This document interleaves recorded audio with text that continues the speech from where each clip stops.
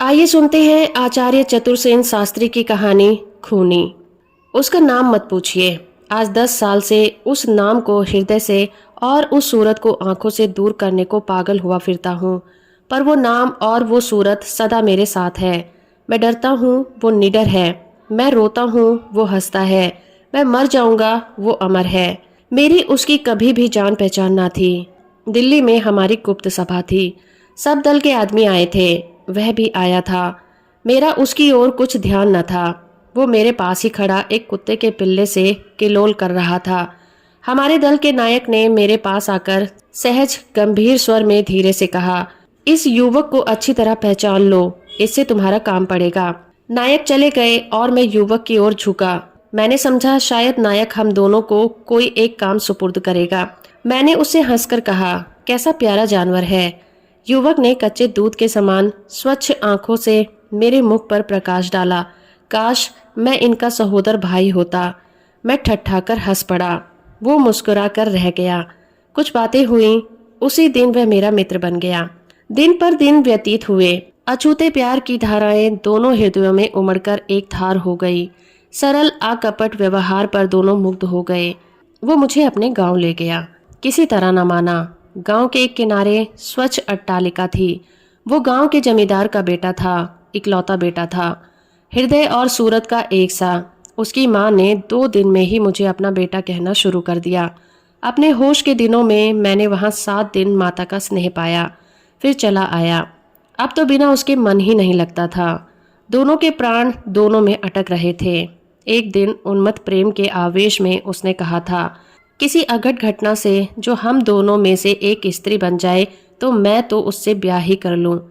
नायक से कई बार पूछा, क्यों, तुमने मुझे उससे मित्रता करने को क्यों कहा था।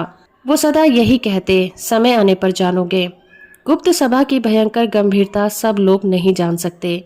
नायक मूर्तिमान भयंकर गंभीर थे। उस दिन भोजन के बाद उसका पत्र मिला है। वह मेरी पॉकेट में अब भी धरा है, पर किसी को दिखाऊंगा नहीं। उसे देखकर 2 सांस सूख के ले लेता हूँ। आंसू बहाकर हल्का हो जाता हूँ। किसी पुराने रोगी को जैसे कोई दवाई खुराक बन जाती है, मेरी वेदना को भी ये चिट्ठी खुराक बन गई है।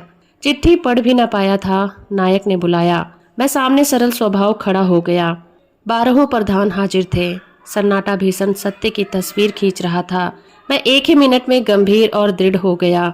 नायक की मर्म भेदनी दृष्टि में नेत्रों में गड़ गई, जैसे तप्त लोहे के तीर आंख में घुस गए हों। मैं पलक मारना भूल गया, मानो नेत्र में आग लग गई हो।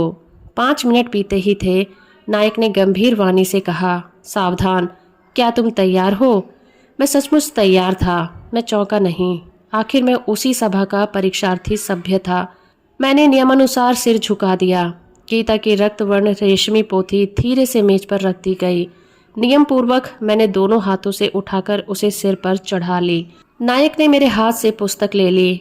नायक ने एकाएक उसका नाम लिया और क्षण भर में 6 नली पिस्तौल मेज पर रख दी। वो 6 अक्षरों का शब्द उस पिस्तौल की 6 गोलियां की तरह मस्तक में घुस गया, पर मैं कंपित न हुआ। प्रश्न करने और कारण पूछने का निषेध था। नियम पूर्वक मैंने पिस्तौल उठाकर छाती पर रखी और स्थान से हटा। तटसन मैंने यात्रा की। वो स्टेशन पर हाजिर था। अपने पत्र और मेरे प्रेम पर इतना भरोसा उसे था, देखते ही लिपट गया। घर गए 4 दिन रहे। वो क्या कहता है, क्या करता है, मैं देख सुन नहीं सकता था। शरीर सुन्न हो गया था, आत्मा दृढ़ थी। हृदय धड़क रहा था, पर विचार स्थिर थे। चौथे दिन प्रातःकाल जलपान करके हम स्टेशन पर चले। तांगा नहीं लिया। जंगल में घूमते जाने का विचार था। काव्यों की बढ़ बढ़कर आलोचना होती चलती थी। उस मस्ती में भी वो मेरे मन की उद्विग्नता भी न देख सका। धूप और खिली, पसीने बह चले। मैंने कहा, चलो कहीं छांव में बैठते हैं। घनी कुंज सामने थी, वहीं बैठ गए। बैठते ही जेब से 2 अमरूद निकालकर उसने कहा, सिर्फ 2 ही पके थे, घर के बगीचे के हैं, यहीं बैठकर खाने के लिए लाया था। एक तुम्हारा, एक मेरा। मैंने चुपचाप अमरूद लिया और खा लिया। एकाएक मैं उठ खड़ा हुआ। वो आधा अमरूद खा चुका था। उसका ध्यान उसी के स्वाद पर था। मैंने धीरे से पिस्तौल निकाली और घोड़ा चढ़ाया और कंपित स्वर में उसका नाम लेकर कहा, अमरूद फेंक दो और भगवान का नाम लो, मैं तुम्हें गोली मारता हूँ। उसे विश्वास न हुआ। उसने कहा, बहुत ठीक, पर इसे खा तो लेने दो। मेरा धैर्य छूट रहा था। मैंने दबे कंठ से कहा, अच्छा खा लो। खाकर वो खड़ा हो गया, सीधा तनकर। फिर उसने कहा, अच्छा मारो गोली। मैंने कहा, हंसी मत समझो, मैं तुम्हें गोली ही मारता हूँ, भगवान का नाम लो। उसने हंसी में ही भगवान का नाम लिया और फिर वो नकली गंभीरता से खड़ा हो गया।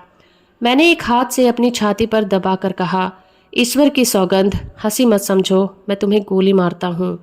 मेरी आंखों से वही कच्चे दूध के समान स्वच्छ आंखें मिलाकर उसने कहा, मारो। एक क्षण भर भी विलंब करता तो मैं कर्तव्य विमुख हो जाता। पल पल में साहस डूब रहा था। दनादन दो शब्द गूंज उठे। वह कटे वृक्ष की तरह गिर पड़ा और गोली छाती के पार कर गई। मैं भागा नहीं, भय से इधर उधर मैंने देखा भी नहीं, रोया भी नहीं। मैंने उसे गोद में उठाया, मुंह की धूल पोंछी, रक्त साफ किया। आंखों में इतनी ही देर में कुछ का कुछ हो गया था।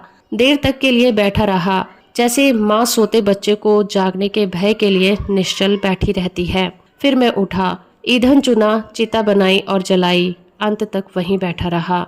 12 प्रधान हाजिर थे। उसी स्थान पर जाकर मैं खड़ा हुआ। नायक ने नीरव हाथ बढ़ाकर पिस्तौल मांगी, पिस्तौल दे दी। कार्य सिद्धि का संकेत संपूर्ण हुआ। नायक ने खड़े होकर वैसे ही गंभीर स्वर में कहा, 13वें प्रधान की कुर्सी हम तुम्हें देते हैं। मैंने कहा, 13वें प्रधान की हैसियत से मैं पूछता हूँ कि उसका अपराध मुझे बताया जाए। नायक ने नम्रतापूर्वक जवाब दिया, यह हमारे हत्या संबंधी षड्यंत्रों का विरोधी था। हमें उस पर सरकारी मुखबिर होने का संदेह था। मैं कुछ कहने योग्य न रहा। नायक ने वैसी ही गंभीरता से कहा, नवीन प्रधान की हैसियत से तुम यथेच्छ एक पुरस्कार मांग सकते हो। अब मैं रो उठा। मैंने कहा, मुझे मेरे वचन फेर दो, मुझे मेरी प्रतिज्ञाओं से मुक्त कर दो। मैं उसी के समुदाय का हूँ। कुछ लोगों ने नंगी छाती पर तलवार के घाव खाने की मर्दानगी ना हो तो तुम अपने को देशभक्त कहने में संकोच करो।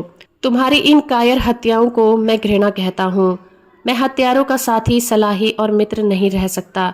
तुम 13वीं कुर्सी को जला दो। नायक को क्रोध न आया। 12 प्रधान पत्थर की मूर्ति की तरह बैठे रहे।